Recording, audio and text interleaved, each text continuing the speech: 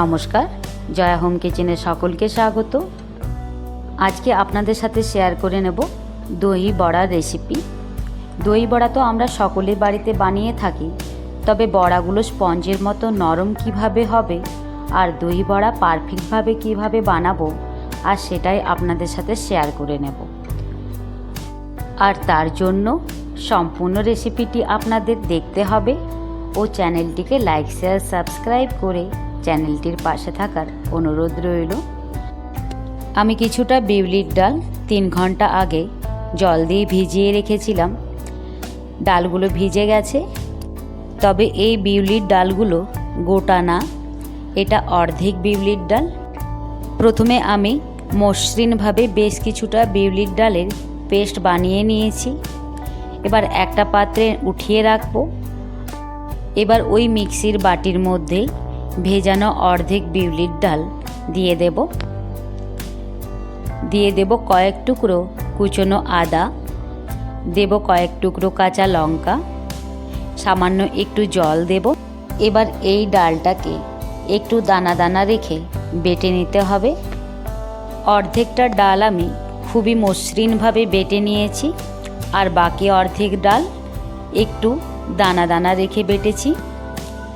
এবার একটা বাটির মধ্যে উঠিয়ে রেখে দিয়ে দেব সামান্য একটু হিং আর স্বাদ মতো নুন। এবার ডাল বাটাটাকে বেশ কিছুক্ষণ ভালোভাবে ফেটিয়ে নিতে হবে। ডাল বাটাটাকে বেশ কিছুক্ষণ ভালো মতো ফেটিয়ে নিলে তবেই দই বড়ার বড়াগুলো বেশ অনেকটাই ফুলবে। আমি 5 মিনিট ধরে একই রকমভাবে ডাল বাটাটাকে ফেটিয়ে নিয়েছি। ঠিক মতো ফেটানো হয়েছে কি না তা বোঝার জন্য আমি একটা বাটির মধ্যে কিছুটা জল নিয়ে নিয়েছি। সামান্য একটু ফেটানো ডাল বাটা জলের মধ্যে দিয়ে দিতে হবে। ডাল বাটাটা জলের উপর ভেসে উঠলে বুঝে নিতে হবে যে ডাল বাটাটা ঠিক মতো ফেটানো হয়ে গেছে। এবার কড়ার উপর বেশ কিছুটা সাদা তেল দিয়ে দেব বড়াগুলো ভাজার জন্য।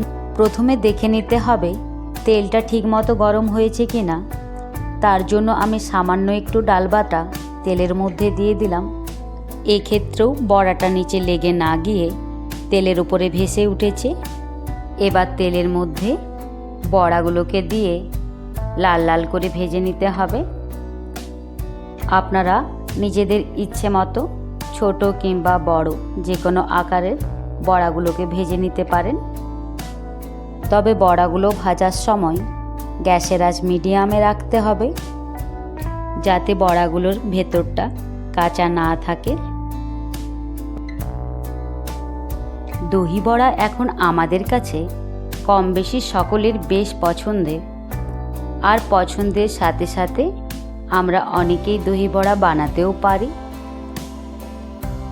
তবে অনেক ক্ষেত্রে দই বড়ার বড়াগুলো নরম হয় না আর স্বাদে পারফেক্ট হয় না।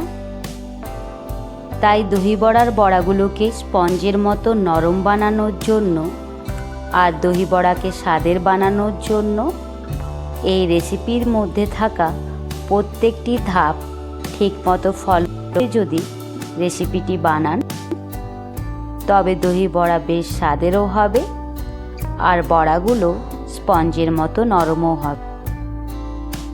এতটাই স্বাদের হয় যে কেউ অনায়াসে অনেকগুলো দই বড়া একসাথে খেয়ে নিতে পারবে। অবশ্যই আপনারাও আমার মতো করে বাড়িতে দই বড়া বানিয়ে নিন, খেতে ভীষণ স্বাদের হয়। রেসিপিটি ভালো লাগলে অবশ্যই চ্যানেলটির পাশে থাকবেন।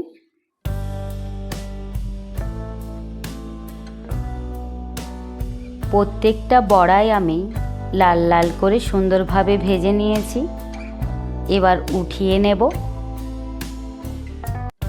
অপর একটি পাত্রে আমি কিছুটা জল গরম হওয়ার জন্য চাপিয়ে দিয়েছি। জল গরমটা হবে উষ্ণ গরম জল।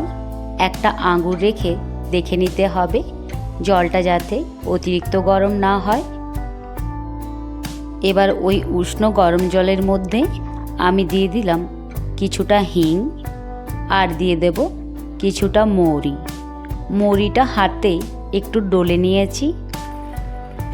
ডাল বাটাটাকে ঠিক মতো ফেটিয়ে নিয়েছিলাম আর গ্যাসের আঁচ মিডিয়ামে রেখে বড়াগুলো ভেজে নিয়েছি, তাই বড়াগুলো বেশ মচমচে হয়েছে আর ভেতরটা একটুও কাঁচা নেই।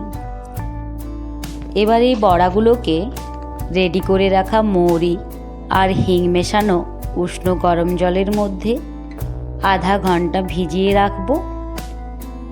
এবার এই ভেজানো বড়াগুলো আমি আধা ঘন্টার জন্য ফ্রিজে রেখে দেব। ভেজানোর ফলে বড়াগুলো নিজের আকারের চেয়ে অনেকটাই ফুলে উঠবে আর সফট হবে। বড়াগুলো ভেজানো থাক, ততক্ষণে আমি কিছুটা টক দই ভালোভাবে ফেটিয়ে নেব।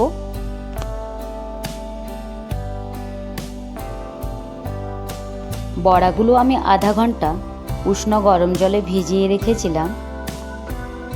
অনেকটাই জল বড়াগুলোর ভেতরে যাওয়ায় বড়াগুলো বেশ অনেকটা ফুলে উঠেছে আর বেশ সফট হয়েছে।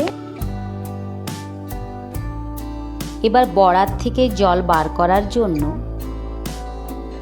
হাতের তালুর উপর রেখে খুবই হালকাভাবে বড়াটার উপরে চাপ দিতে হবে। তাতেই কিন্তু বড়ার ভেতরে থাকা জল বাইরে বেরিয়ে আসবে। বড়াগুলো অনেকটাই নরম হয়েছে।